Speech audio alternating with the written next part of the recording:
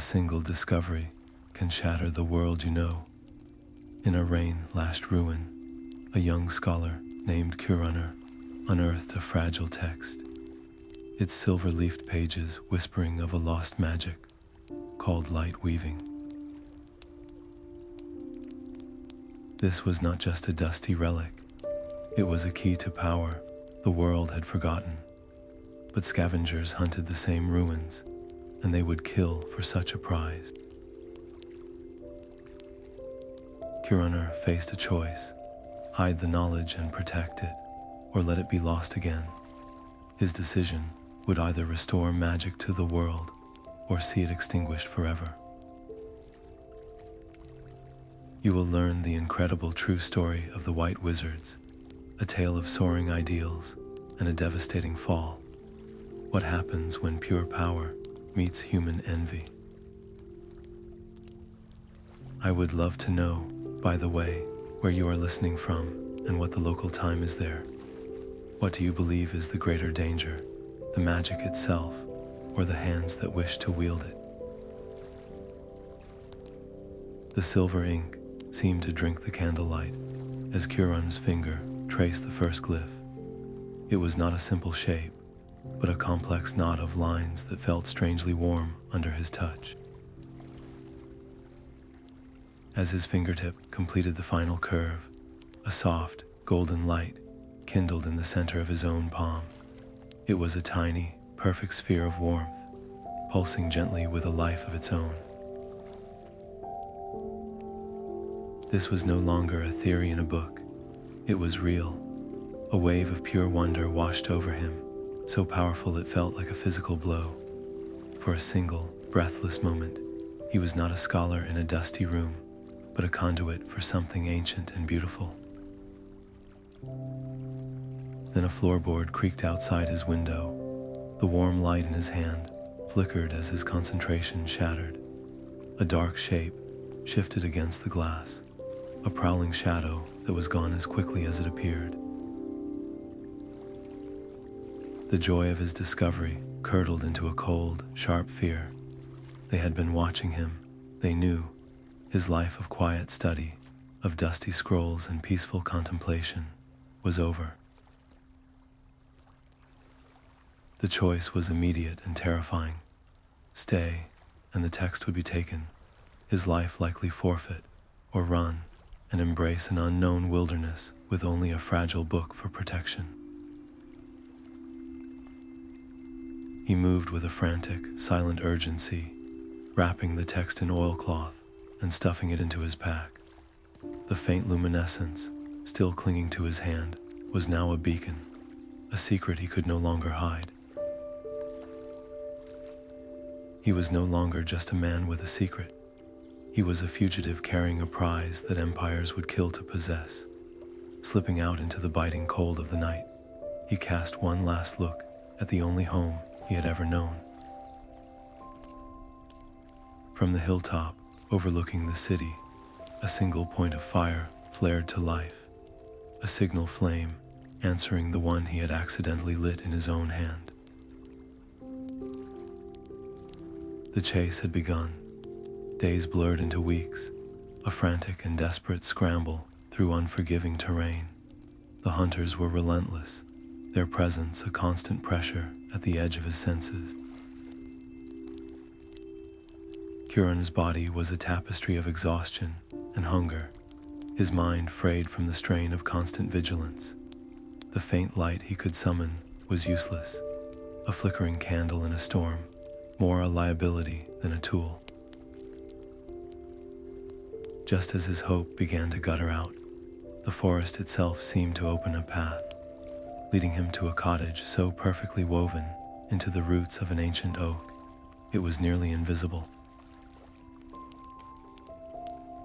An old woman named Alara emerged, her eyes holding a depth of knowing that stilled his racing heart. She was the last keeper of the old ways, a living remnant of the world he had only read about, and she saw the desperate light flickering within him. She offered not just shelter, but a choice, to learn or to flee. He chose to stay, Under her guidance, the chaotic spark within him began to find its shape. The first and most vital lesson was shielding, the art of drawing the light inward so it became invisible to those who hunted its signature. It was not about suppression, Alara taught, but about refinement, like learning to whisper in a room full of shouting men. His control solidified with each passing day, the wild energy becoming a disciplined flow. From a fallen branch of the heartwood tree, he crafted his first true staff, a focus that amplified his will and gave his power a conduit. It felt like an extension of his own arm, humming with a quiet, resonant energy, yet their secluded haven was an illusion of safety. Alara's eyes often drifted to the tree line, a silent testament to the world beyond their clearing. A deep impatience began to gnaw at Curunr. He had tasted power, and now he craved more. He yearned for the aggressive, brilliant forms of magic described in his text, the very arts that could turn a hunted man into a hunter. But Alara counseled caution and subtlety. True strength, she insisted, was not in the blinding flash, but in the unseen current, not in the shattering of stone, but in the mending of a broken leaf.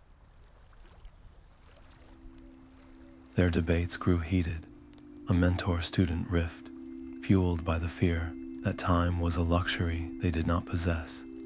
He could feel the potential for immense force sleeping within the pages of his book, a sleeping giant he was forbidden to wake. Finally, staring into the embers of their hearth, Curunr made a conscious decision. He chose to trust Alara's wisdom completely. He set aside his haste, swallowing his ambition and dedicating himself to her slower, more profound path. He would master the foundations before ever reaching for the weapon. This surrender did not weaken him, it deepened him. His bond with Alara transformed from one of necessity to one of genuine respect and affection. He was no longer just her student, he was her legacy, and in making that choice, he made her a target. The sanctuary was no longer just his secret to keep, it was her home he had brought the storm to.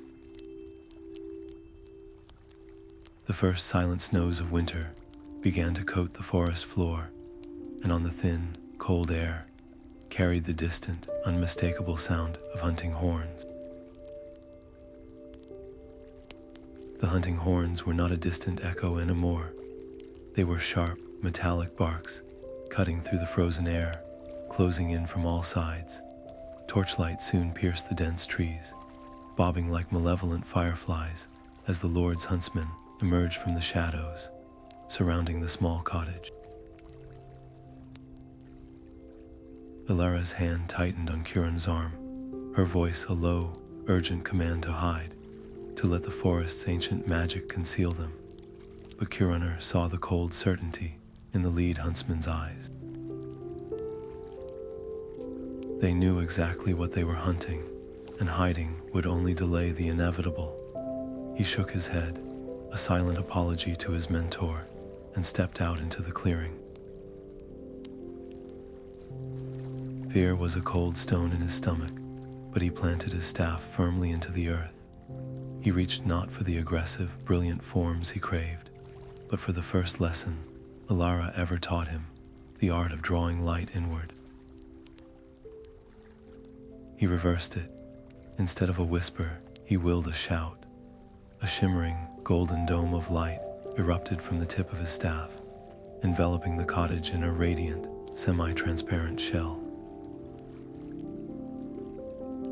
The first arrow loosed by a huntsman struck the dome and vaporized into a puff of splinters.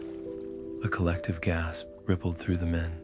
They were no longer facing a fugitive scholar, but a wall of pure, impossible power. The night became an exhausting, silent battle of wills. Curunr stood as the living heart of the shield, his every breath fueling its strength. He felt each blow, each axe swing against the dome as a physical shock to his own body. Inside, a darker temptation whispered to him. The forbidden pages of his text promised a swift and terrible end to the siege, a blast of annihilating light that would scour the clearing of every threat. It would be so easy, a single, violent release to erase his fear, but he looked at Alara, standing calmly behind him, her faith a silent anchor in the storm. He chose preservation over annihilation. His power would be a shelter, not a sword. As the first gray light of dawn touched the sky, the huntsman, baffled and exhausted, finally retreated into the forest.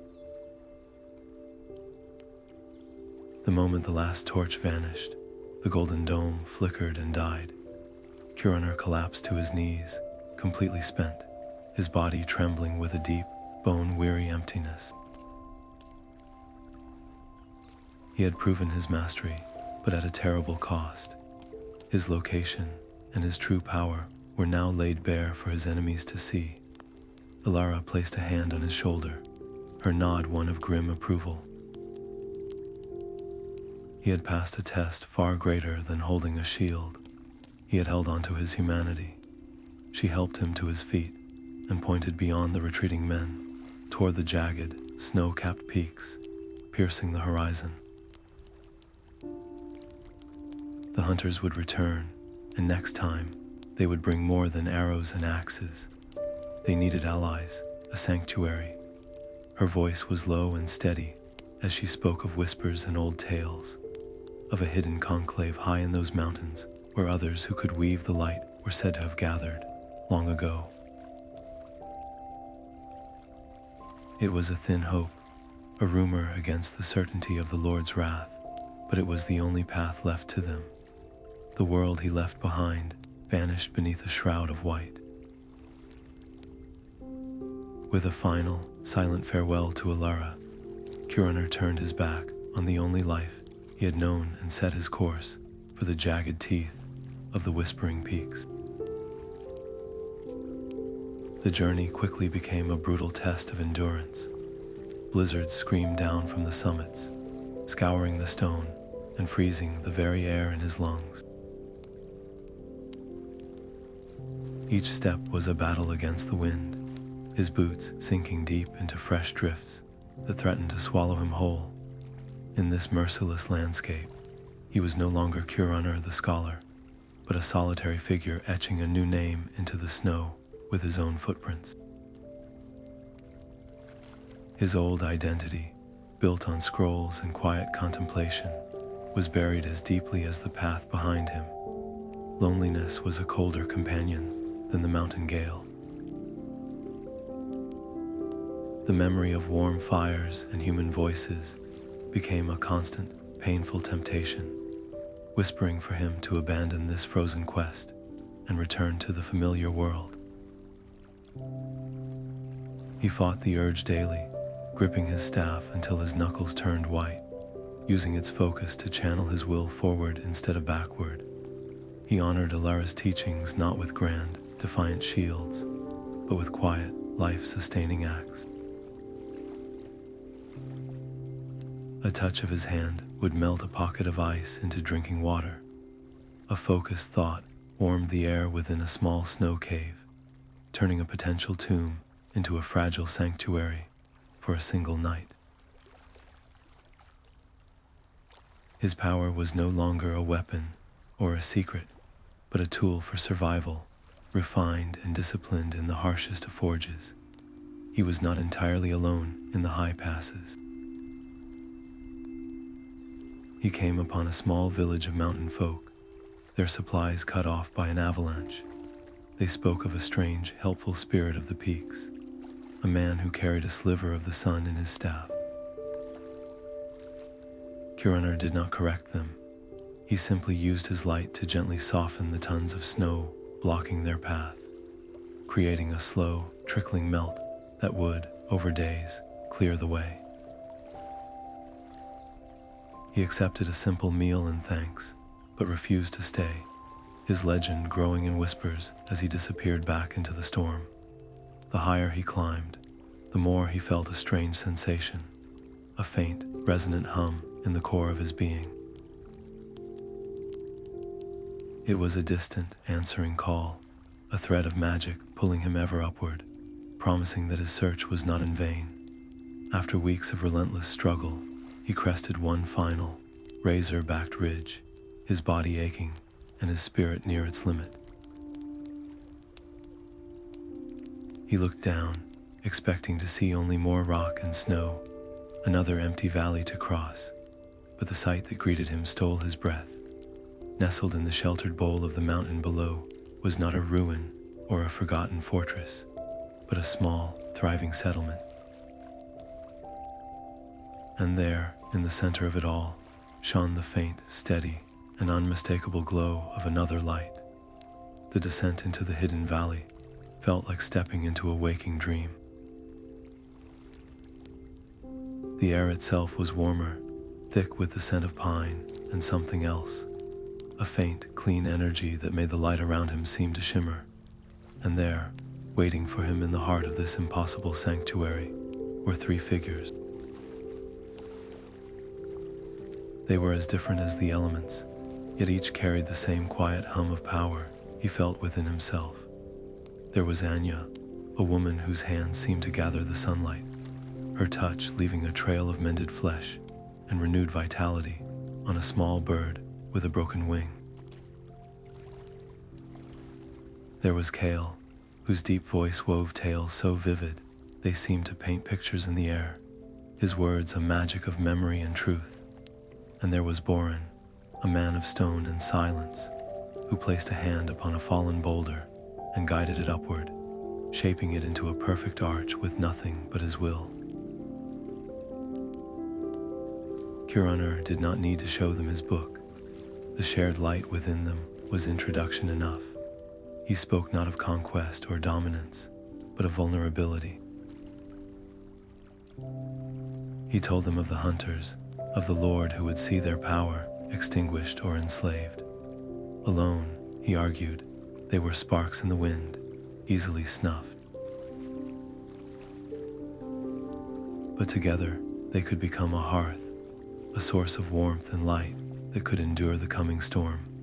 His conviction, forged in exile and tempered on the mountain, was a force as tangible as any magic. He convinced them to unite, to form the first circle, a bond of shared purpose that would multiply their strength. That union transformed the valley. Where Borin saw a fortress, Anya saw a hospital, and Kale saw a library for all the world's stories. Their first great conflict was not against an external enemy, but against their own competing visions. Borin argued for walls so high and thick that no army could ever breach them, to turn their sanctuary into a vault. Anya countered that locking themselves away betrayed their very nature. Their gift was for mending, and that required them to wander, to find the broken things in the world. The debate threatened to fracture their new alliance before it was even truly formed. As the first among equals, Curunr made his first great decree.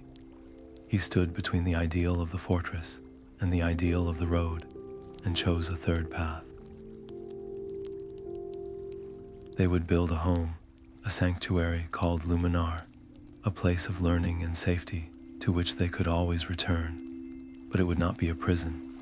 Its central purpose would be to train them, and all who came after, for a duty to the world beyond its peaks. They would balance the need for a strong root with the necessity of far-reaching branches.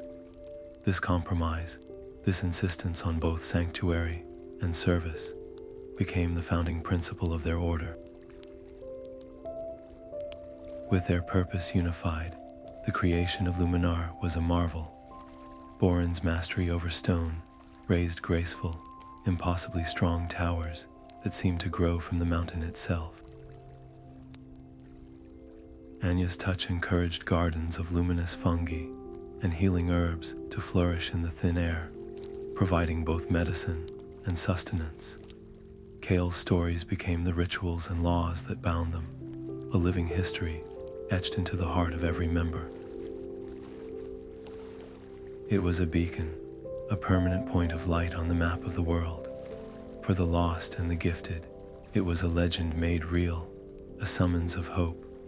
But for the established powers of the world, it was a profound and unsettling question mark. It did not take long for the world to answer.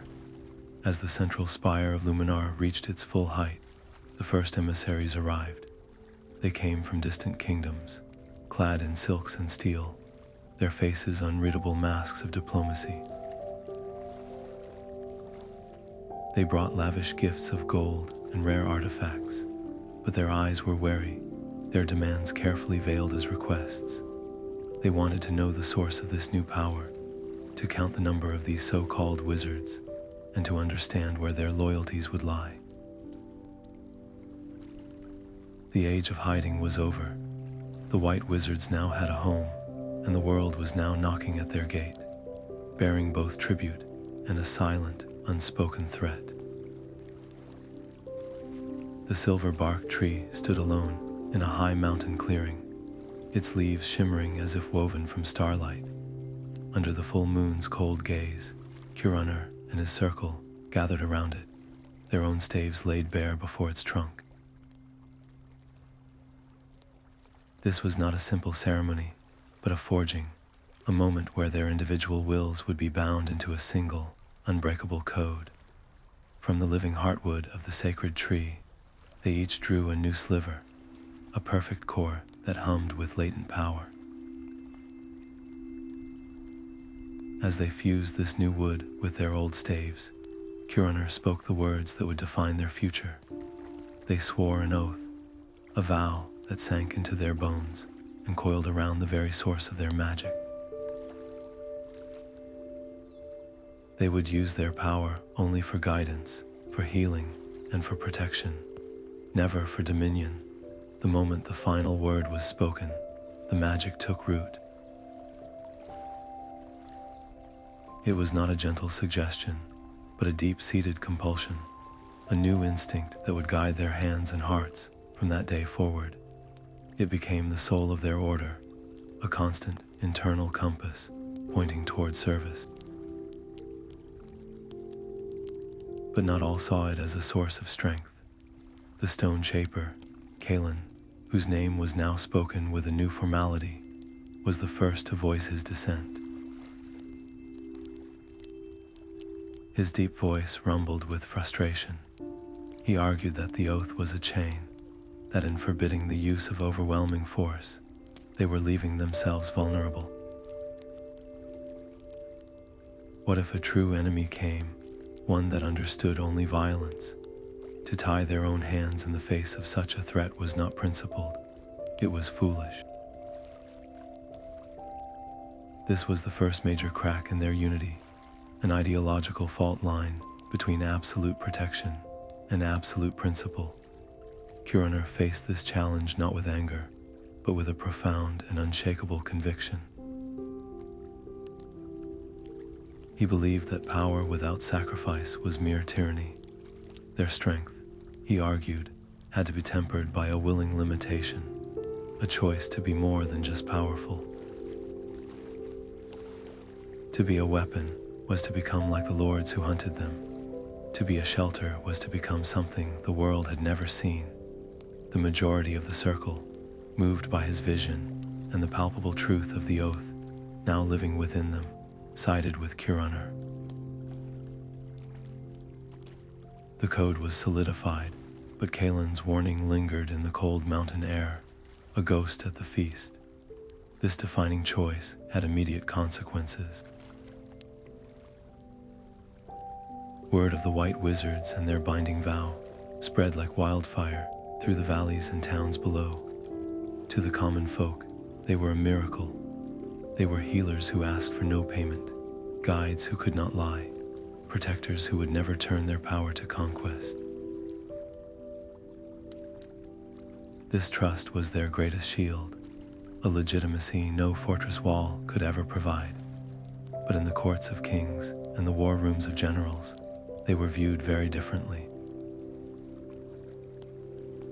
To those who lived by strategy and ambition, the white wizards were predictable. Their code made them calculable, their morality a weakness that could be anticipated and perhaps exploited. They were seen not as wise, but as naive, their great power rendered manageable by their own rules. And so the first students came. They were a trickle at first, then a steady stream of hopefuls, drawn by the legends of a sanctuary where power served a higher purpose.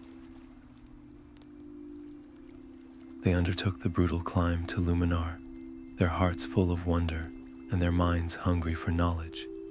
They brought with them the vibrant energy of new beginnings, but also the complicated histories and personal ambitions of the outside world. Each new arrival was a test, a question posed to the rigid structure of the oath.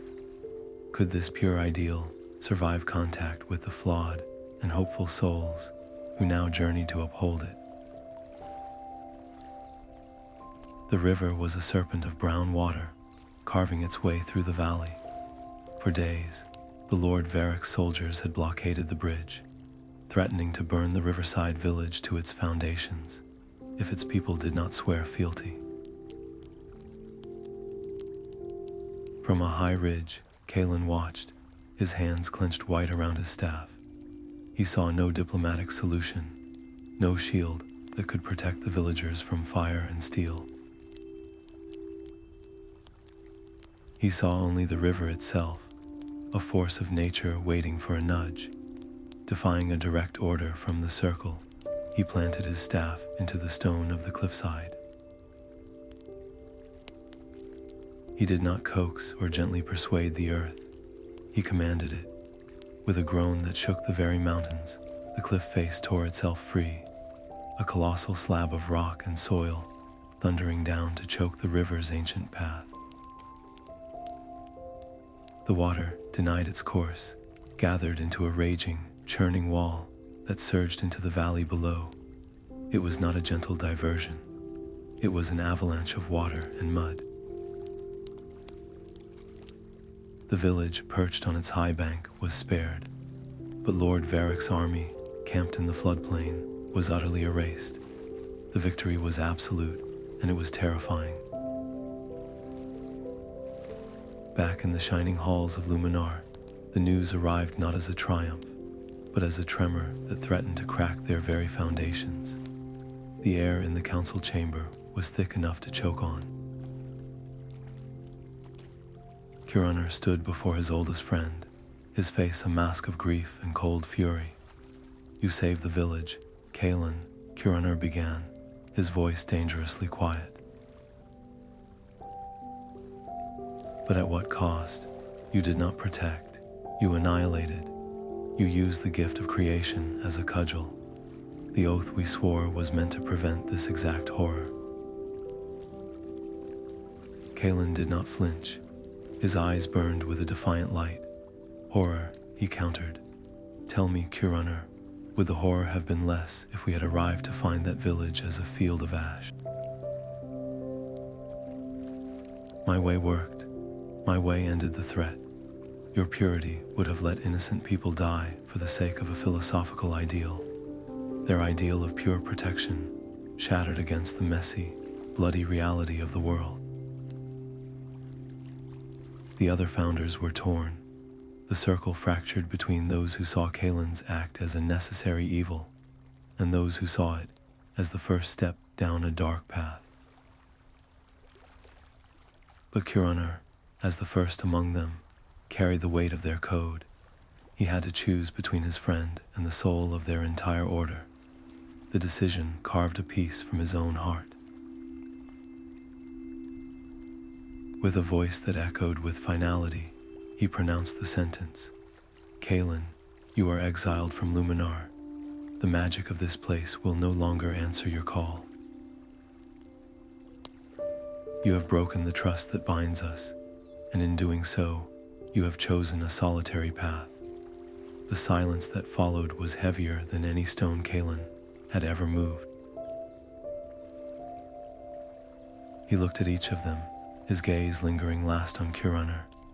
"You cling to your oath like a child to a blanket," he said, his voice low and sharp. "But the world is cold, and it is coming for you. Your purity will not save you. It will be your undoing." He turned and walked away, his figure swallowed by the mountain mist. In that moment, the first Grey Wizard was born, a living testament to the corrupting allure of unrestrained power. And high in his hall, Curunr was left with a hollow victory and a seed of doubt, wondering if in upholding their light, he had just blinded them to a coming storm. The age of guidance dawned, and the white wizards walked into legend. Dozens strong now, they fanned out across the fractured kingdoms, their white robes becoming a symbol of hope in a weary world. They did not come with armies, but with quiet counsel and open hands. In plague-stricken cities, their light purified tainted wells and mended ravaged lungs. In throne rooms shadowed by deceit, a simple touch of their staves could unveil a lie, forcing truth into the open. They mediated bitter border disputes, not by taking sides, but by illuminating a path toward mutual benefit that anger had blinded the rulers to. An unprecedented peace, fragile at first, then strong and verdant, began to spread across the land. Crops flourished, trade routes reopened, and for a generation, people knew a prosperity they had only heard of in old songs. Yet this golden age came with a hidden cost. The very kings and queens who had once viewed the wizards with suspicion now competed for their favor. A white wizard in your court was not just an advisor, it was the ultimate status symbol, a living guarantee of stability and divine favor. They were given luxurious apartments, honored seats at the high table, and the constant, whispering attention of the powerful. From his high tower in Luminar, Curunr watched the reports flow in, and a deep unease settled in his heart. He saw his disciples becoming polished court fixtures, their staves looking more like scepters of office than the walking sticks of pilgrims. They were revered, yes, but he feared they were being domesticated, their independence slowly traded for velvet chains of comfort and influence.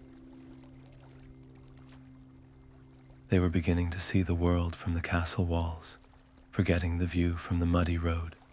So Curunr made a decree that echoed through the marble halls of Luminar and the gilded courts of the realm. He called it the pilgrimage. No wizard, no matter how esteemed or deeply embedded in a royal household, was exempt. Periodically, they were commanded to lay aside their titles, don simple, unadorned robes, and walk the land as they once had, anonymous and alone. They were to return to the roots of their purpose, healing a farmer's sick ox, mending a broken cartwheel with a thought, or guiding a lost child home, asking for nothing but the work itself. This decree was his anchor, thrown into the shifting seas of politics to keep their order from drifting away. The tension it created was immediate and profound. A subtle divide began to emerge between the wizards who spent most of their years in the centers of power, thinking in terms of treaties and dynasties, and those who felt more at home on the pilgrimage, their wisdom earned from dusty trails and the unvarnished struggles of common life. They were one order, bound by the same oath, but now viewing the world through two different lenses. It was in the midst of this quiet schism that a royal messenger, his clothes travel-stained and his expression grim, arrived at the gates of Luminar. From his high tower, Curunr received the missive, its parchment heavy and sealed with the distinctive signet ring of a king. He broke the wax and read the words within. It was a request for aid, phrased with the flowery language of diplomacy, but its tone carried the unmistakable weight of a command. King Thuron's request arrived not as a plea, but as a statement of fact. His royal seal, pressed into the wax of the scroll, seemed to weigh down the very parchment. The king demanded the white wizards employ their sight, their power of revelation, to find the sun shard, a mythical blade said to be buried deep within the cursed wastes. This was no quest for healing or protection. It was a hunt for a weapon of conquest, a direct violation of the oath they had sworn never to use their gifts for dominion. The king, a man whose own crown they had helped secure through years of guidance, was now asking them to break their most sacred law. Refusal was not a simple act of principle. It was a political earthquake. To deny Thuron would shatter a decade of carefully built alliances, branding the order as untrustworthy, even treasonous. Every bridge they had built with the temporal powers of the world would burn in an instant, and Luminar itself might face a siege not of armies, but of scorn and isolation, cutting them off from the people they were sworn to serve. The circle fractured under the weight of the decision. Heated debates echoed in the council chamber. Younger wizards, those who had known only the age of peace, argued for pragmatism. They saw the king's favor as their greatest shield, a necessity for their continued influence. To them, locating an object was a small compromise, a means of preserving the greater good. But Curunr and the older guard saw the poison in the offer. This was not a compromise, it was a leash. If they became the king's treasure hunters today, they would become his executioners tomorrow. Their power would no longer guide the crown, it would serve it. Curunr stood before the king's emissary, his voice calm but unyielding. He would not go. He would not lift a hand to aid in this violation of their code.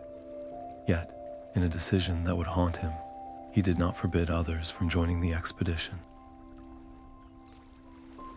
He could not, in conscience, command another to break their oath, but neither could he command them to uphold it if their own judgment led them elsewhere. He left the choice in the hands of each individual wizard, a dangerous gamble on their collective wisdom. It was a choice that sowed the first seeds of true division, creating a precedent where a wizard's loyalty could be split between Luminar and a king. The royal expedition departed days later, a glittering column of steel and silk, marching toward the blistering horizon of the cursed wastes. And as Curunr watched from the high walls of his sanctuary, his heart turned to ice. Riding at King Thuron's right hand, clad not in white, but in robes of ash gray, was a familiar, grim figure. It was Kalin. The exiled wizard had not faded into obscurity. He had found a new patron, one who valued results over principles, and he was leading the king straight to the very power Curunr had refused to touch. The cursed wastes surrendered their prize not to a king's army, but to a single, unbound will. Kalin stood before the shifting dunes, his hands resting not on a white staff, but on the raw, trembling earth. He did not ask the desert for its secret. He commanded it to yield. The ground roared and split, sand sliding away like water, to reveal a sliver of absolute darkness, buried deep beneath the sun-baked crust. It was an obelisk of polished obsidian, tall as two men, that seemed to drink the very light from the air around it. When Kalin presented it to King Thuron, he called it the Sunstrangler, a tool to ensure a lasting peace through absolute strength. But in the halls of Luminar, Curunr felt its awakening as a sudden, cold void in the world's symphony of light. The ultimate power was no longer theirs. A new, opposing force now existed, one born from a wizard who had cast aside their sacred limits. Curunr's first act was one of desperate hope. He sent his most eloquent emissaries to the king's camp, not to threaten, but to appeal to the man Kalin once was. They spoke of their shared history under the silver bark tree, of the dreams they had woven together for a better world. They pleaded with him to see the obelisk for what it was, not a tool, but a corruption, and to help them destroy it before its influence could spread. Kalin received them with the detached courtesy of a strategist. He listened to their emotional appeals and then dismissed them with a chillingly pragmatic rebuttal. "You speak of corruption," he said, "but you define it as any power you yourselves refuse to wield. This world does not need your gentle light. It needs order. And order, sometimes, requires a shadow." His refusal was absolute. The philosophical rift between them was no longer a matter of debate. It had been forged into black stone. The balance of power shattered. For the first time since their order's founding, the white wizards were vulnerable. Their light, which had been an unanswerable argument for a generation, could now be negated, silenced by a field of anti-magic emanating from the king's new prize. They were no longer untouchable guides. They were a potential enemy to be neutralized. The stakes escalated from a war of ideas to the brink of a real, bloody conflict. Then the first rumors began to drift up from the lowlands, carried by terrified refugees with haunted eyes. They spoke of villages along the king's expanding borders that had fallen silent. Not conquered by soldiers, but pacified by a creeping, lightless gloom that flowed from the obelisk. It was a silence that smothered sound and snuffed out hope, a tangible darkness that left the land barren and the people broken in its wake.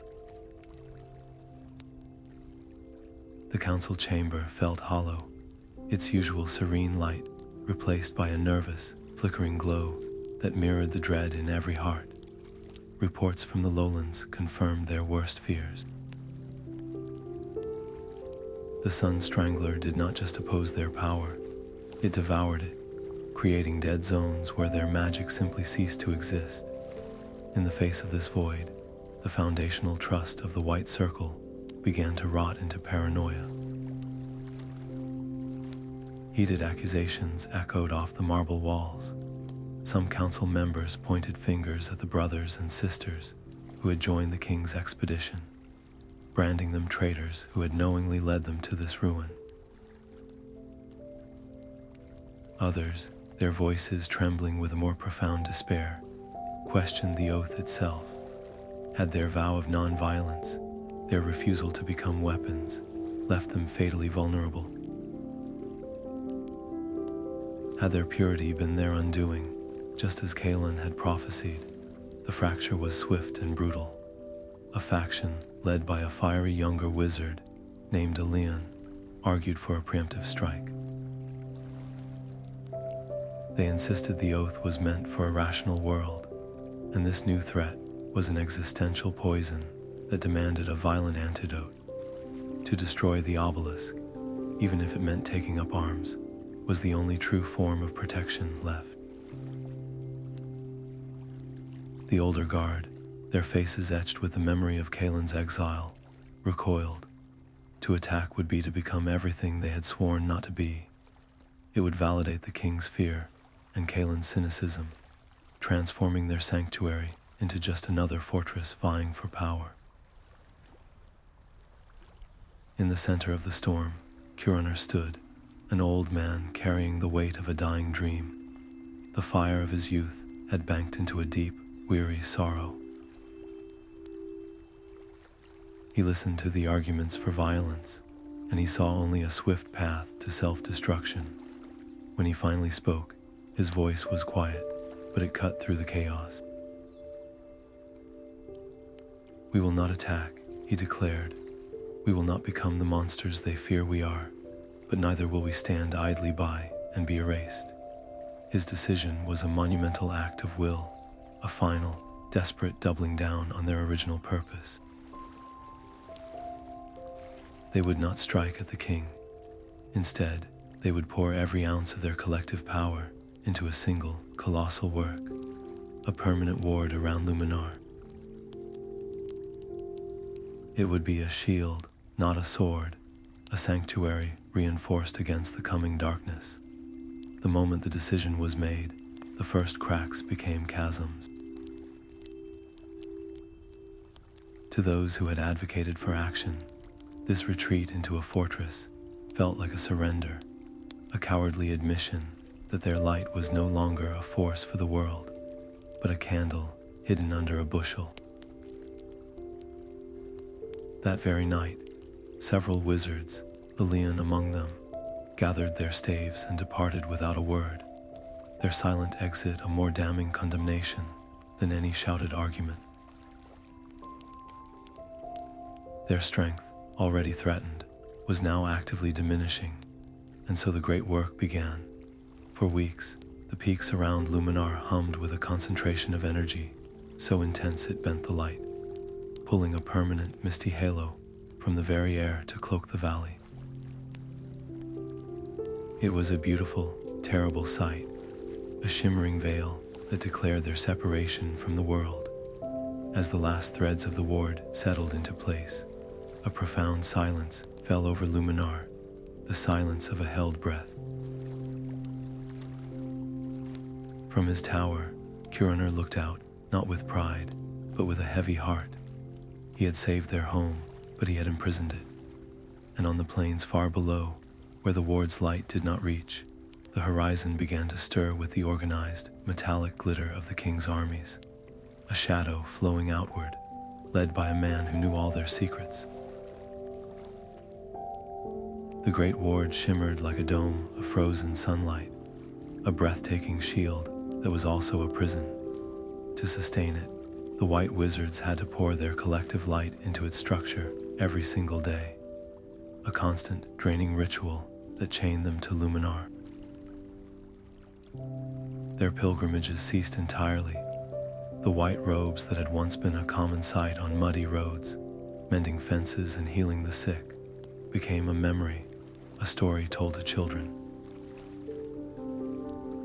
They were legends again, but distant, fading ones, like stars blotted out by a creeping dawn.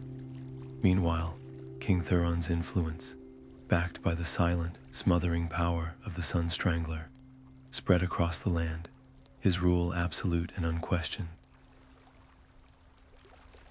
Inside their beautiful sanctuary, a slow decay set in. The wizards grew pale and listless, their famed light visibly dimming from a combination of magical exhaustion and a deeper, spiritual despair. Their great halls, once buzzing with debate and the laughter of new arrivals, fell into a profound quiet, broken only by the low hum of the ward. They were gardeners trapped in a greenhouse, tending a perfect but isolated garden, while the world outside withered. Curunr watched this stagnation with a heart full of lead. He could see their purpose, their very reason for being, crumbling into dust within these gleaming walls. Driven by a desperate need to know, he made a painful decree. He ordered a rotation, a lottery where small groups would risk brief, terrifying forays beyond the ward. Their mission was not to fight or heal, but simply to gather information, to listen to the world they had been forced to abandon. These excursions were harrowing and often ended in disaster.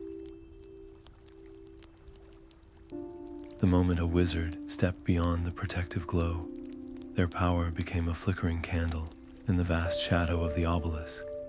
Some were captured by the king's patrols, never to be seen again. Others barely escaped, fleeing back to the mountains with tales of a land grown fearful and silent, a populace that had forgotten their name. Each failed foray was a nail in the coffin of their hope, a stark demonstration of their utter vulnerability. They were not revered guides anymore, but endangered relics, trapped in a gilded cage of their own making. The mood in Luminar shifted from despair to a brittle, frantic tension.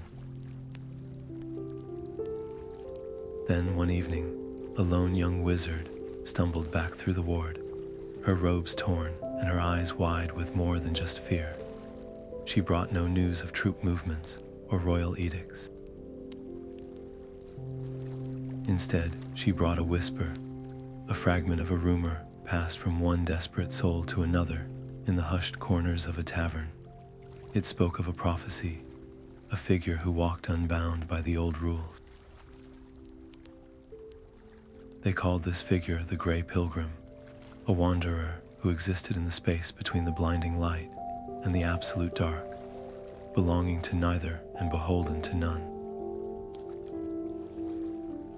The name Grey Pilgrim was a dangerous spark in the stale air of Luminar. For the young wizard Alien, it was a summons he could not ignore. While others poured their fading strength into the shimmering ward, he began a different kind of pilgrimage, one that led him down into the mountain's roots, into the deepest, dust-choked archives where scrolls from a time before their order lay forgotten. There, buried beneath treatises on long-dead stars, his fingers brushed against a cylinder of obsidian, cool to the touch. Inside was a single sheet of vellum, its script so ancient, the letters seemed to swim. It did not speak of white staves or sacred oaths. It spoke of a wanderer, a figure who would walk the line between the blinding city and the silent waste, rejecting the dogma of both to find a third path. This was not a prophecy of salvation, but of evolution. When Alien shared his discovery, the quiet despair of Luminar shattered into open conflict. The prophecy became a litmus test for every heart. To the older wizards, it was pure heresy, a poisonous idea that invalidated their entire lives of sacrifice. To suggest there was a path beyond their oath was to say their light, their suffering, had been for nothing. But for the younger generation, those who had only known the slow decay inside the ward, the prophecy was a lifeline. It was not an attack on their ideals, but a promise that their power could still have a purpose in the world, if only they were brave enough to redefine it. The conflict came to a head in the Great Council chamber, but the familiar roles were reversed. Curunr, the visionary who had once defied a king, now stood as the unyielding guardian of a fading tradition. His voice, once filled with fire, was heavy with a terrible fear. He saw the Grey Pilgrim not as a savior, but as Kalin's philosophical victory, a final surrender to the very compromise that had broken their circle. He argued that to even entertain this prophecy was to open the door to the same moral decay that had created the Sunstrangler. Alien, his own hope burning bright, countered with a painful truth. Our rigidity is what made us vulnerable, he declared. Kalin did not fall because he sought power, but because we offered him no alternative between utter purity and utter corruption. We left him no middle ground. Faced with a schism that threatened to tear his remaining followers apart, Curunr made his fateful decision. He invoked his authority as first among equals and pronounced the scroll forbidden. He ordered it sealed away in the same obsidian cylinder, its dangerous hope locked deep within the mountain. He believed he was protecting them from a seductive lie, from a path that would lead only to their dissolution. But to the young wizards watching him, his act was not one of protection. It was an act of censorship, of a leader so afraid of losing his dream that he was willing to let it suffocate in a vault. The wise architect of Luminar had, in their eyes, become a frightened old man, his grip on the past so tight he was strangling their future. That very night, the great ward hummed its lonely song under a starless sky. When the dawn light finally touched the highest towers, Ilian and a small group of his most ardent followers were gone. They left no defiant note, only empty chambers and a single, telling absence. The obsidian cylinder in the archive remained sealed, but a carefully transcribed copy of the prophecy was missing. They had taken the forbidden hope with them, slipping past their own perfect shield to vanish into the very darkness they had been hiding from. Their departure, a silent verdict on the sanctuary Curunr had built. The great ward did not shatter with a roar, but died with a whisper. One morning, a creeping stain of absolute silence began to bleed through its golden light. It was Kalin, walking calmly ahead of the king's vanguard, his hands guiding the Sunstrangler's nullifying field like a surgeon's tool. Where that dark energy touched, the ward simply dissolved, not broken, but unmade. The armies of King Thuron poured through the gap, a flood of steel into a garden of light. The white wizards met them, but their power was a sputtering candle in a hurricane. Shields of light flickered and died before a sword could even strike them. Blasts of pure energy, meant to disarm and deter, fizzled into harmless sparks, a few feet from their staves. They were not warriors, and the battlefield, stripped of their magic, showed them no mercy. The sanctuary became a slaughterhouse. Towers of luminous marble were scorched black by ordinary fire. Ancient libraries, filled with the wisdom of ages, were put to the torch, the knowledge turning to smoke and ash. Wizards who had guided kings were dragged in chains, their sacred staves snapped over a soldier's knee like common kindling.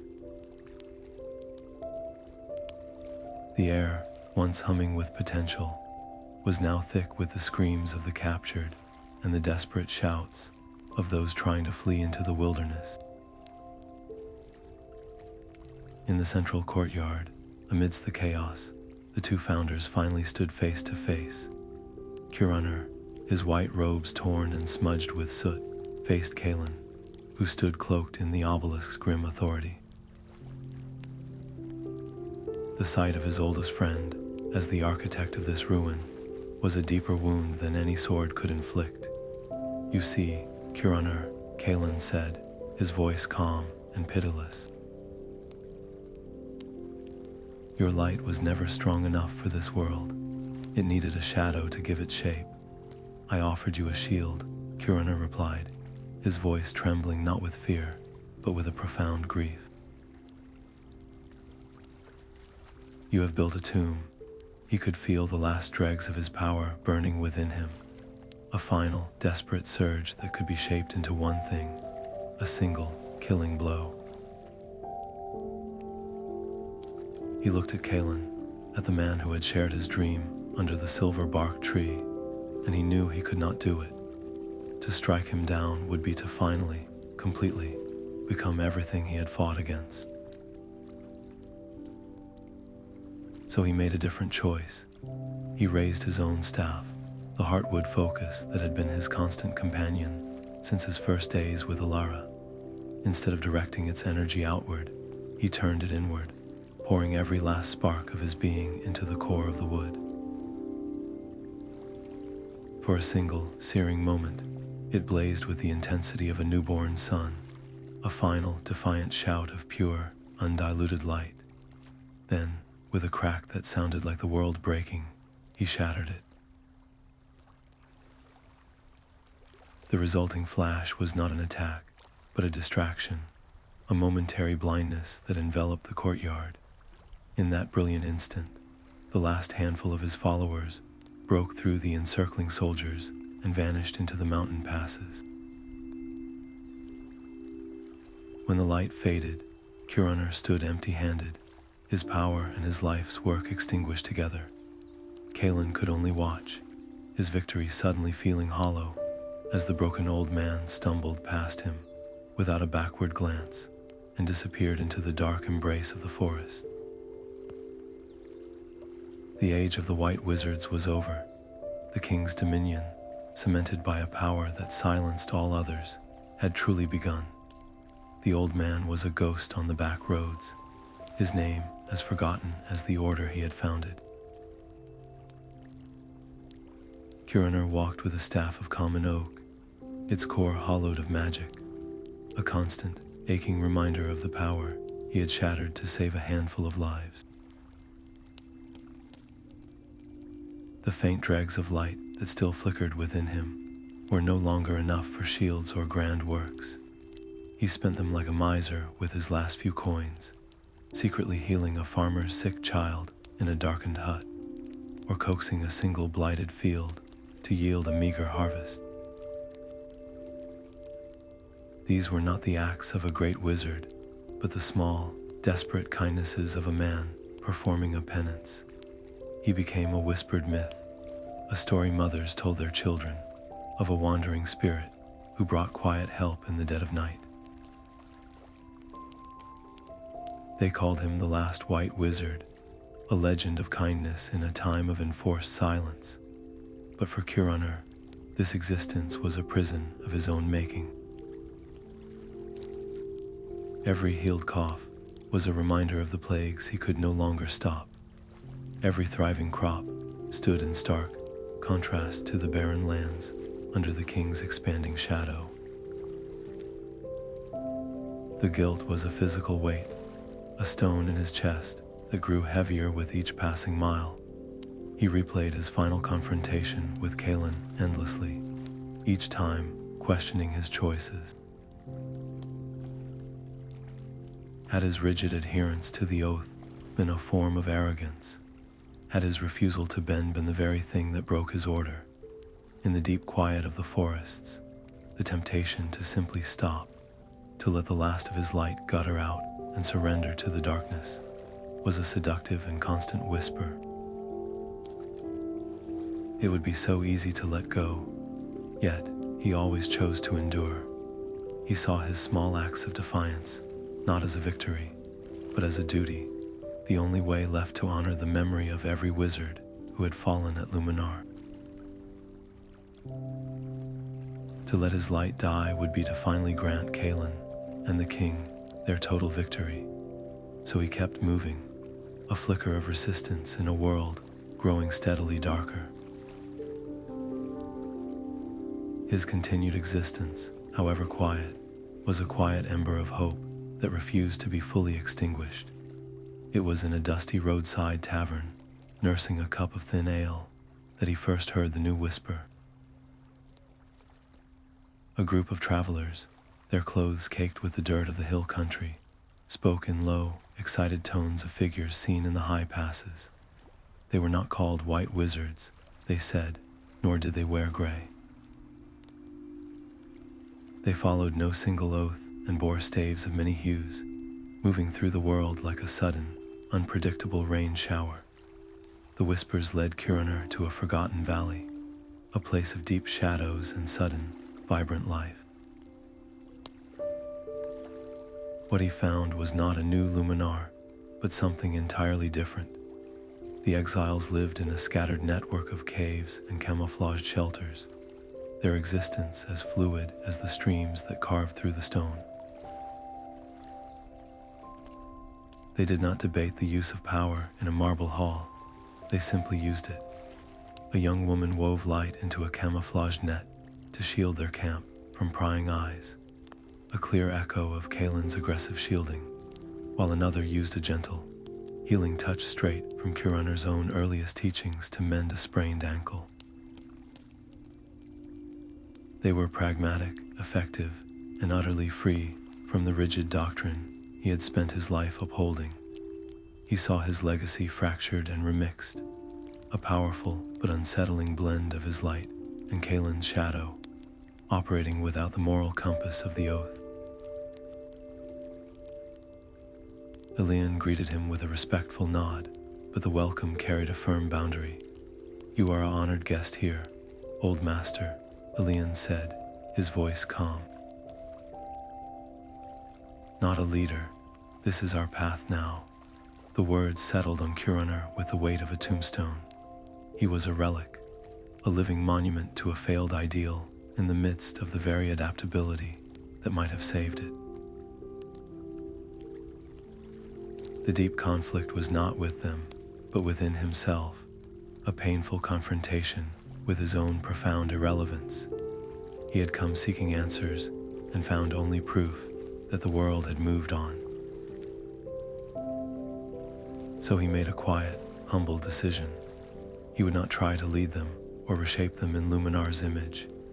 Instead, he would offer the one thing he still possessed that they lacked: memory. He gathered the younger wizards around evening fires and began to speak. He told them not as a master instructing disciples, but as a storyteller sharing a cautionary tale. He spoke of the silver-barked tree and the weight of the oath, of the intoxicating peace of the age of guidance, and the fatal arrogance that made them build a shield that became a cage. He shared their triumphs and, with a heavy heart, their catastrophic mistakes, ensuring the full, unvarnished history of the White Wizards would not be lost to the King's fires. His presence, however passive, became a beacon. The legend of the last White Wizard living among the Grey Pilgrims lent their movement a powerful legitimacy, attracting more disillusioned souls and secret sympathizers. But a beacon cuts both ways, and its light is visible to friend and foe alike. In the polished halls of the King's citadel, Kalin watched the reports of this gathering with cold recognition. He saw not a band of scattered rebels, but the ghost of the White Circle, drawing breath once more, a flicker of the old order that refused to die. He would not trust such a task to a common captain. Scouts soon returned to the valley, their faces grim. They brought word that Kalin himself was on the march, hand-picking a force of his most disciplined enforcers. He was not coming to pacify or capture. He was coming to cleanse the hills of this gray nuisance, aiming to personally erase the last fragment of the world he and Curunr had built together, setting the stage for a final, deeply personal reckoning between the architect of the light and the master of the shadow. He did not pick up a staff or gather a single follower. When the scouts brought word of Kalin's approach, Curunr simply stood, took his simple oak walking stick, and walked out of the hidden valley alone. The younger Grey Pilgrims watched in stunned confusion, their arguments for a fortified defense dying on their lips. This was not a tactical maneuver. It was a surrender to a different kind of necessity, a final pilgrimage to meet a ghost he had been fleeing for decades. He moved through a land he no longer recognized. Villages that had once buzzed with life now stood silent under the King's watchful garrisons. He saw the fear in people's eyes, not a fear of monsters or plagues, but a deep, institutional dread of authority itself. Fields that should have been green lay fallow, their farmers conscripted into the King's endless projects. This was the world Kalin's pragmatism had built, a kingdom of magnificent order rooted in terrified silence. It was the ultimate lesson in where pure, unchecked power inevitably leads, and it solidified his resolve. He would not fight his old friend. He would not summon a flicker of light or raise a shield. He would do the one thing they had both forgotten how to do in their war of ideals. He would talk. He would speak past the master of the Sunstrangler, past the exiled traitor, to the young man who had stood with him under a silver-bark tree, their hearts full of a shared, impossible dream. It was the most vulnerable gamble of his long life, a bet placed on a memory, wagering that the core of their friendship could still be found beneath the rubble of their choices. The road wound upward through a narrow pass, each step a meditation. Then he crested the final hill. The valley below was a scar of organized industry, a war camp bristling with steel and discipline. And at its very center, pulsing with a rhythm that made the air feel thin and cold, stood the dark obelisk, a diseased heart feeding shadow into the land. The camp guards barely registered the old man at first. He was just another figure on the dusty road, his movements slow and deliberate. But then he walked past the outer pickets, ignoring the shouted challenges, his gaze fixed on the command tent at the center of the military precision. He moved through the rows of tents like a ghost through a graveyard, his hands open and empty at his sides, his posture one of profound surrender. A ripple of stunned silence spread in his wake, soldiers lowering their spears in confusion as the legendary founder of the White Wizards passed among them, unarmed and utterly exposed. By the time he came to a halt before Kalin's tent, the entire valley had fallen into a hushed, anticipatory stillness, every eye fixed on the two poles of a broken world. Kalin emerged from the tent flap, clad in polished steel and a cloak of deep gray, his face a rigid mask of cold triumph that could not entirely conceal the old, familiar pain flickering in his eyes. He looked at the frail, road-worn man before him, the architect of his exile, and he saw no threat, only a profound and puzzling vulnerability. Curunr did not speak of magic or the oath, of right or wrong. His voice was soft, barely more than a whisper, yet it carried through the silent camp. He spoke of the first stone. Do you remember, Kalin, the weight of that first foundation stone we lifted for Luminar? Not with magic, but with our own hands before we even had our staves. Our hands were raw and bleeding by the end of the day, but we were laughing. We were not building a fortress. We were building a dream for the entire world. He spoke of the hope that had fueled them, the shared belief that their power could be a gift, not a weapon. He spoke of the silver-bark tree, not as a place of laws, but as a place of promises made between friends. Kalin stood rigid, his knuckles white where they gripped the hilt of his sword. The cold certainty he had worn as armor for decades began to fracture under the weight of a memory he had spent a lifetime burying. He saw not the obstacle to his order, but the young man who had stood beside him, their shoulders touching as they looked out at a future they believed they could shape with light and will alone. The efficiency of his control, the clean logic of his shadow, suddenly felt sterile and hollow against the vivid recollection of that shared, bleeding-handed hope. As the last sliver of sun vanished behind the peaks, plunging the valley into dusk, Kalin made a sharp, jerking motion with his hand. Stand down, he commanded his guards, his voice rough. All of you leave us. The soldiers retreated, melting back into the growing darkness, leaving the two old men alone in the circle of firelight. The only sound was the crackle of the flames and the low, persistent hum of the obsidian obelisk, its dark energy a cold counterpoint to the warmth of the fire and the even colder silence stretching between them. The fire crackled, its warmth a fragile island in the cold shadow of the obelisk. Curunr did not argue or plead. He simply began to speak, his voice a low, steady current against the oppressive hum of the dark stone. He spoke of the first village they had saved from a fever, not with a grand gesture, but by cleansing its well, one drop of light at a time. He remembered the faces of their first students, their eyes wide with the wonder of shaping life, not breaking it. He recounted the sheer, uncomplicated joy of building Luminar's library, of placing each book with care, creating a home for knowledge, not a vault for power.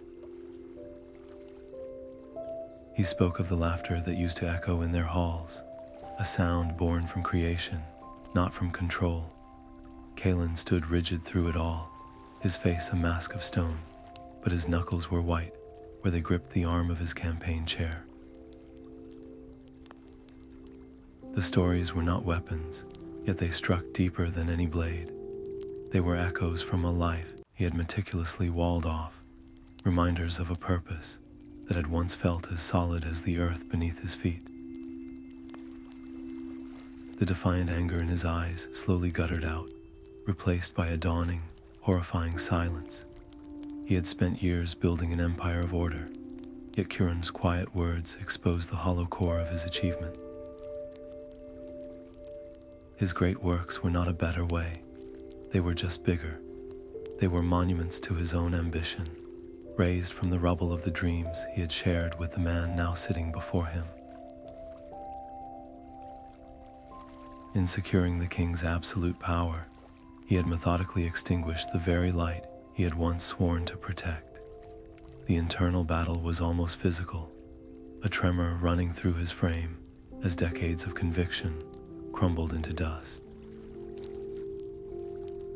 He saw the chain of his choices with brutal clarity, each link forged from fear, each decision leading him further from the young man who had believed in a world mended by light. As the first pale hint of dawn brushed the eastern peaks, the struggle within him ceased. The resolve that had defined him for a generation was gone, leaving only a vast and weary emptiness. He looked at Curunr, and for the first time in decades, there was no judgment in his gaze, only a shared, profound sorrow. Kalin rose to his feet, his movements slow and deliberate. "I will not fight you," he said, his voice rough with disuse. The words were not a surrender to an enemy, but a release from a war he no longer believed in. His gaze then turned to the dark obelisk, its polished surface beginning to gleam dully in the new light, and that cannot stand. It is a perversion of everything we discovered in the rain all those years ago. To dismantle, it would mean his own immediate and utter fall from grace. The king's wrath would be absolute and merciless. He would become a hunted man, just as Curunr had been. But in that sacrifice, he saw a slender chance, not for redemption, but for an end, a chance to break the relentless cycle of light and shadow that had consumed their lives and shattered their world. With the sun cresting the ridge, flooding the valley with a light his obelisk was designed to defeat, Kalin turned his back on his army, on his position, on everything he had built. He walked away from the tent, away from Curunr, and toward the source of the silence. He raised his own staff, not to command the dark stone, but to unravel it, to gently and painstakingly tease apart the terrible magic he had woven into its heart. Kalin placed his hands upon the cold obsidian, but this time his will was not a command, but a plea. He did not force the stone to obey. He asked its own trapped energy to unravel. He poured his immense power inward, tracing the intricate, malevolent patterns he himself had helped create, seeking every knot and severing it with the precision of a surgeon. The obelisk responded with a violent, rising whine, a shriek of protest from a thing that should never have existed. Deep cracks, glowing with a sickly purple light, began to spiderweb across its surface. As the nullifying field flickered and died, the change was immediate and profound. The very air in the valley seemed to take a deep, shuddering breath. The captive magic in the land, suppressed for so long, stirred like a sleeper awakening. The natural light of the morning, no longer choked by the stone's influence, seemed to brighten and sharpen, touching the camp with a clarity it had not known in years. The king's soldiers, who had watched in confused silence, now stirred with mutinous panic. Their greatest advantage, the source of their invincibility, was being destroyed before their eyes. A few leveled spears, their eyes fixed on Kalin's back. Without a thought, Curunr moved. He stepped forward, placing his own frail body between the soldiers and his old friend. He held no staff, summoned no shield. His only weapon was his presence, his will a silent declaration that this act would not be interrupted. He stood as a lone, white-robed sentinel against a tide of steel, a final, desperate guardian for the man who had become his enemy. Kalin ignored it all. He gave no thought to the spears or the rising tide of fear. Every ounce of his being, every last spark of his formidable power, was funneled into the cracking stone.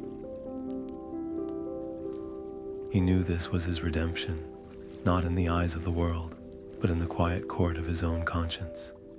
This act of creation through destruction was his final, essential service, the only way to truly mend the tear he had helped make in the world.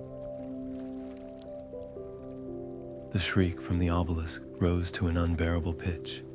The glowing cracks widened, bleeding pure, white light. With a final, shattering roar that seemed to tear the sky, the dark stone exploded. But it was not an explosion of shrapnel and fire. It burst outward into a cloud of harmless, glittering dust that caught the morning sun like a billion tiny diamonds. The oppressive hum that had dominated the valley for years was gone, replaced by an immense ringing silence. And as the sun rose fully over the camp, Kalin collapsed, his own magic and life force utterly spent, his task complete. The last breath left Kalin's body, not as a sigh of defeat, but as a quiet release. Curunr knelt in the settling dust, cradling the head of his oldest friend, his own hands trembling with a final, compassionate act. He had poured the last faint flicker of his own light, not into a futile attempt at healing, but into a gift of peace, a shared moment of understanding that bridged all the years of war and exile. In that silence, the complex tapestry of their lives, woven with both brilliant light and deep shadow, finally found a fragile, tragic completion.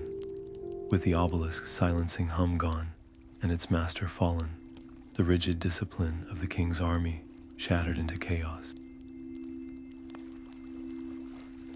The soldiers, their invincible spearhead vanished, looked at each other with blank confusion. The campaign that had subdued a continent had lost its heart, and without Kalin's will or the obelisk's power to guide them, their order dissolved. Units broke apart, arguments erupted over pointless commands, and the mighty force simply began to drift away.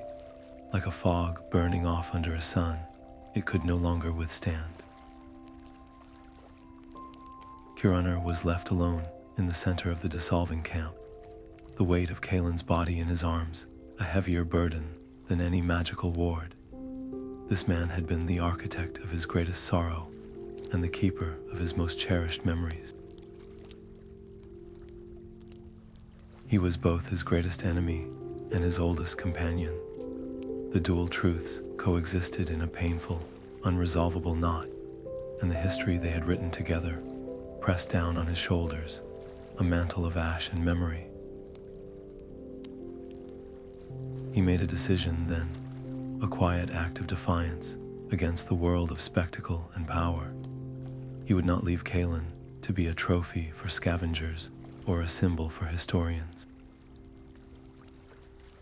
With a strength that came from somewhere beyond his exhausted body, Curunr lifted his friend and bore him away from the field of their final confrontation.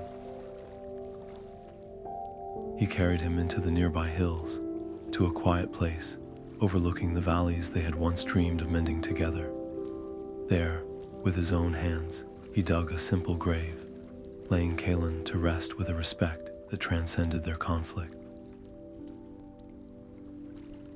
It was not an act of victory, but of forgiveness, a final, personal closure for a story that had torn the world in two. The immediate, suffocating threat was gone. The king's enforced peace had collapsed with his magical advantage, but what remained was a vacuum, a world unmoored. There was no shining order of the white to guide it, and no grim order of the gray to control it.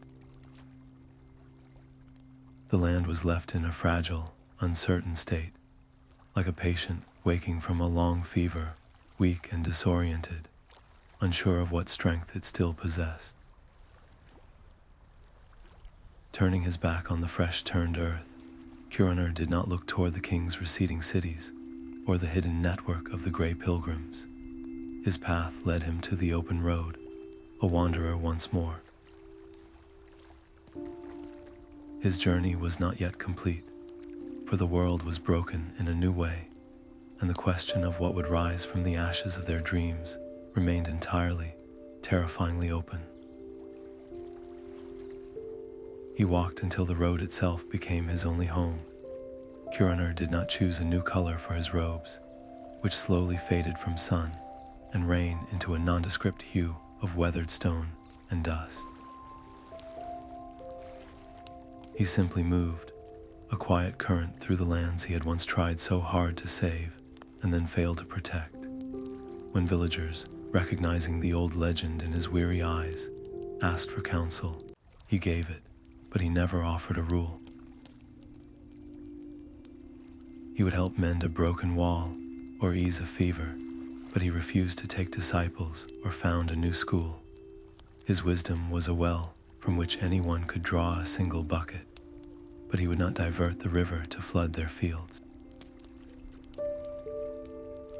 This was the essence of the Grey Pilgrim, a figure who had learned the hard way that any code, no matter how pure, could become a cage.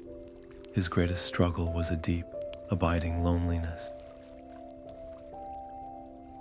In the quiet of a forest or the hollow of a windswept hill, the ghost of his old certainty would whisper to him how much simpler it had been to believe in absolute right and wrong, to stand proudly in white robes and know, without a doubt, that his path was the only true one.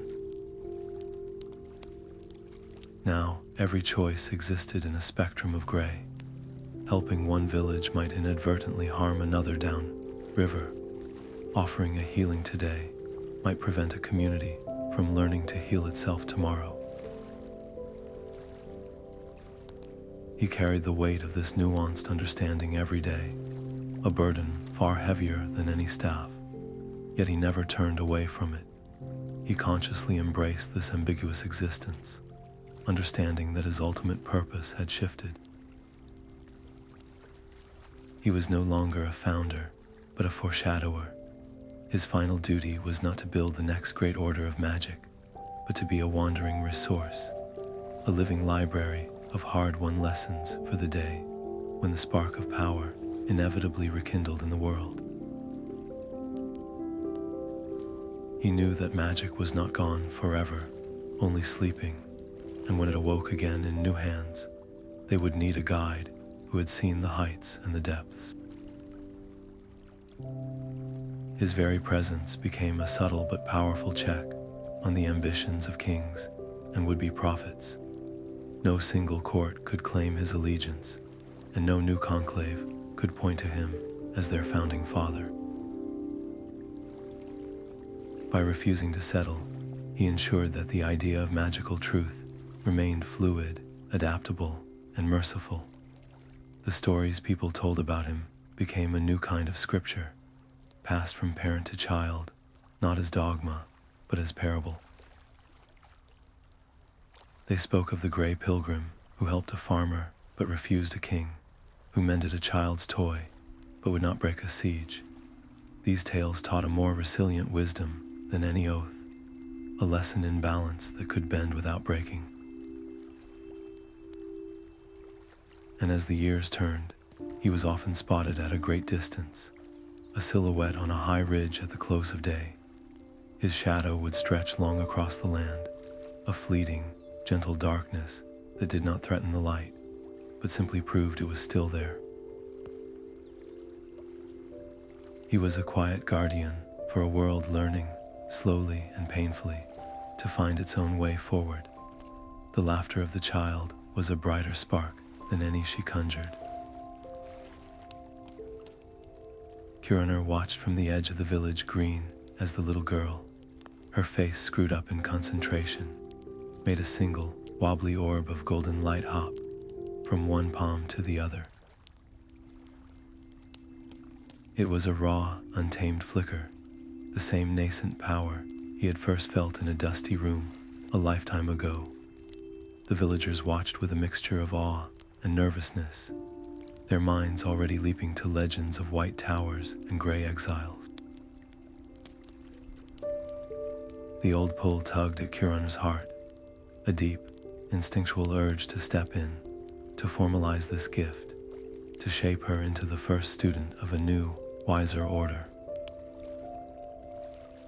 He could almost feel the weight of a new staff in his hand, the burden of a new oath on his tongue, but he had carried that weight before, and he knew where that path led. So he did not offer to be her master. He simply sat beside her in the dust, his own hands empty. He did not teach her a single glyph or rule. Instead, he showed her how the light loved silence, how it grew stronger when she breathed slowly, how it was a part of her joy, not a tool to be mastered. He taught her to nurture it without fear, to let it be as natural as laughter itself.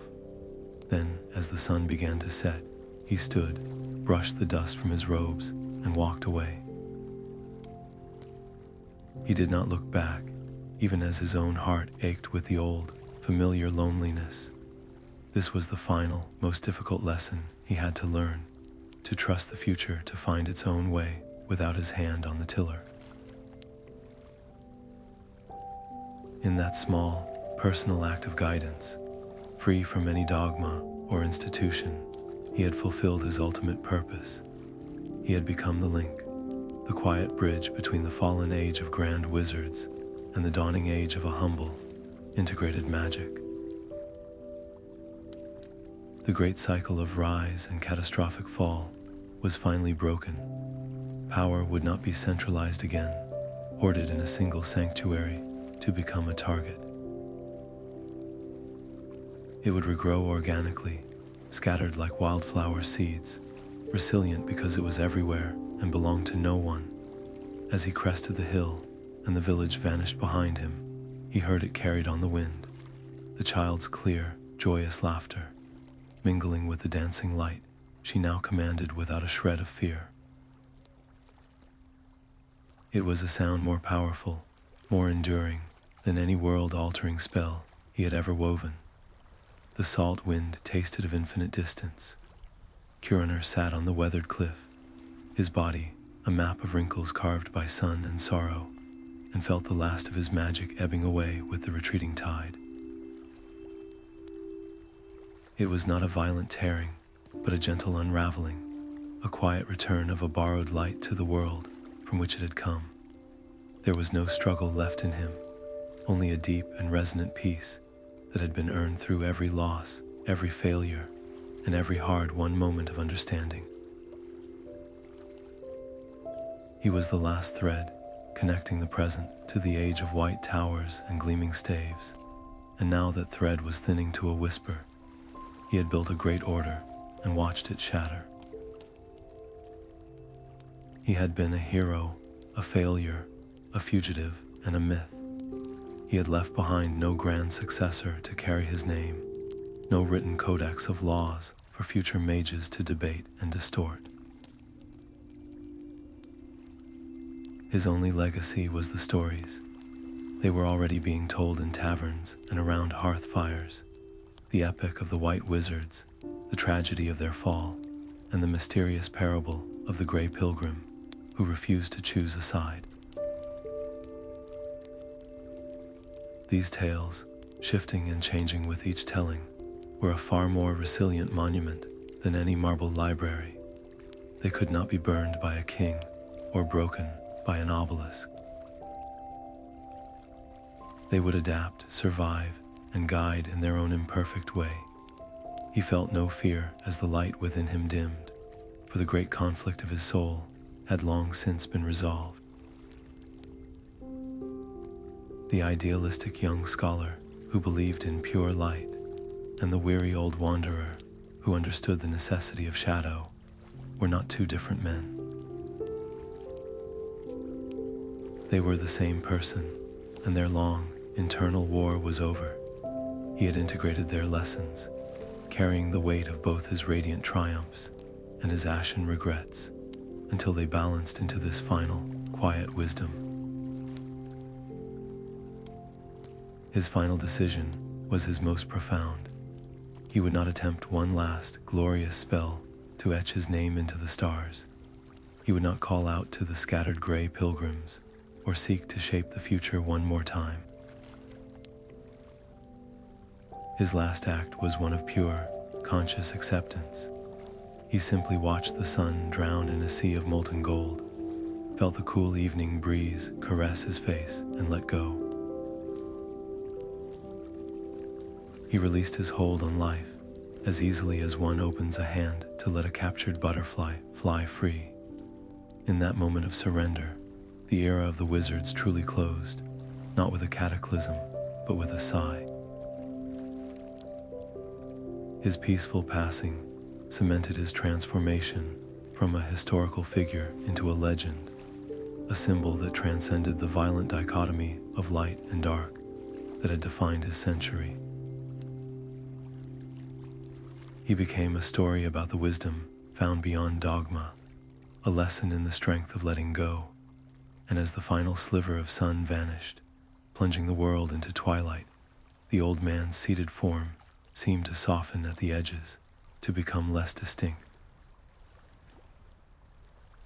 His outline blurred, merging with the deep purple of the encroaching night, until he was simply gone. His essence returned to the wind and the stone and the starlight, a final, seamless union with the world he had loved, served, and ultimately set free. The legacy of the White Wizards was never meant to be carved in marble or sung in epic poems.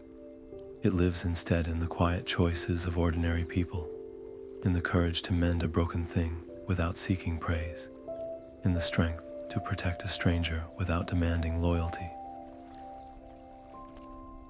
Their soaring towers are dust, but the echo of their ideal, that power must serve and not rule, lingers like a fragrance on the air long after the flower has wilted.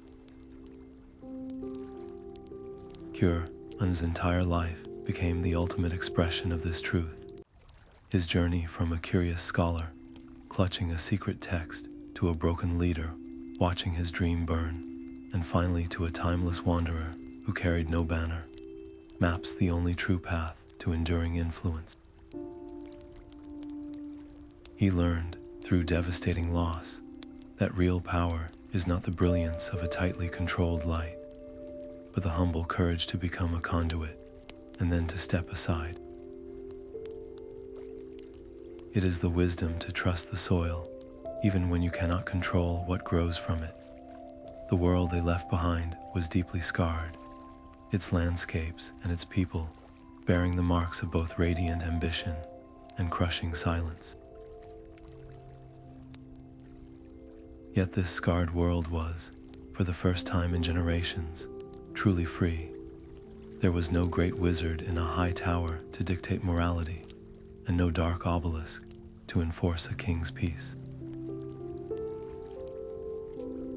The absence of these colossal forces created a space for something fragile, unpredictable, and beautifully human to begin again. Magic itself was utterly transformed. No longer a weapon for armies or a tool for royal decrees, it had been returned to its most essential state, a whisper on the wind. It became a subtle potential sleeping in every heart, a spark waiting for the right moment of need or joy or compassion to kindle it into a gentle flame. It was no longer a force to be wielded by a chosen few, but a birthright to be discovered by anyone, anywhere. This is the final, and perhaps greatest, lesson of the entire saga. The fall of the White Wizards was not a failure, but a necessary pruning. Their rigid structure had to break apart so that the essence of their gift could be scattered like seeds, ensuring its survival not through strength, but through diversity and integration.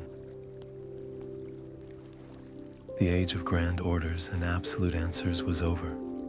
A new, wiser age was dawning, one that would not seek to build another Luminar, but would learn to weave magic into the very fabric of daily life, where a farmer might use a flicker of light to find a lost lamb, or a child might mend a scraped knee with a touch.